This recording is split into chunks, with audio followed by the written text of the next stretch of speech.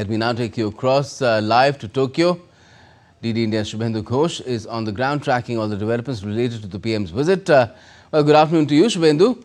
Would you say that quite a few indications have already been given by the two Prime Ministers at the Joint Economic Forum meeting as to the direction in which India and Japan ties are headed with the bilateral summit later in the day today?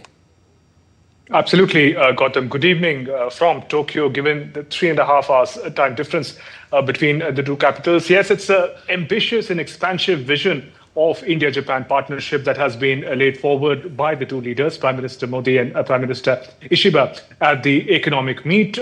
They talk about the partnership between the technology powerhouse and the talent powerhouse and the manner in which the achievements were made in the past decades in the automobile sector. Those can be replicated, and now the vision is expansive. We're talking about emerging technologies such as semiconductors, AI, nuclear energy, clean energy. So in that sense, it's a wider worldview that they're looking at when they talk about the cooperation in the coming decade.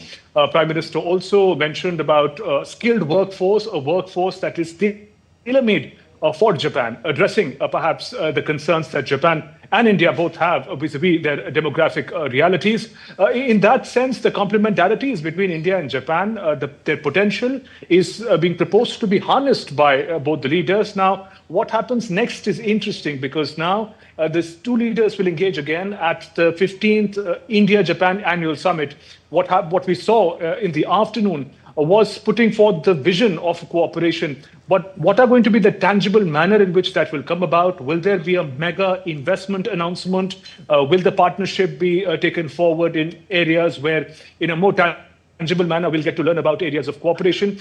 That we are hoping we'll get to learn when the two leaders meet again in a short while from now this evening for the annual summit. Yes, some kind of a joint credit mechanism was already mentioned by Prime Minister Modi. But what do you think have been the other highlights of the PM's Japan visit so far, and what more lies in store? I think we also have to look at the manner in which this economic summit and their address was received by the business leaders. The leaders from the business community, entrepreneurial community from both India and Japan had gathered to listen to the leaders.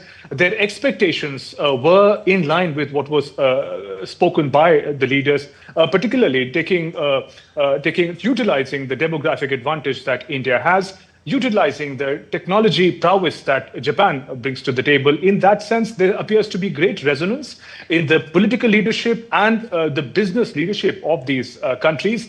And Prime Minister Ishiba, while concluding his address, did say that what we are presenting is a vision, but the reality has to be put in place by these business leaders. So in that sense, there's this resonance between the two sides. It's something that will be a highlight of the day. Of course, earlier Prime Minister also engaged with the Indian diaspora, and we saw elements of great degree of comfort, warmth between the peoples of two cultures. Japanese artists performing Indian art forms.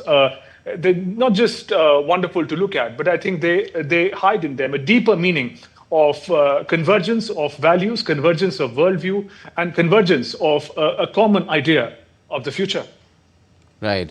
Shubhendu, thanks a lot for joining us from Tokyo for the moment.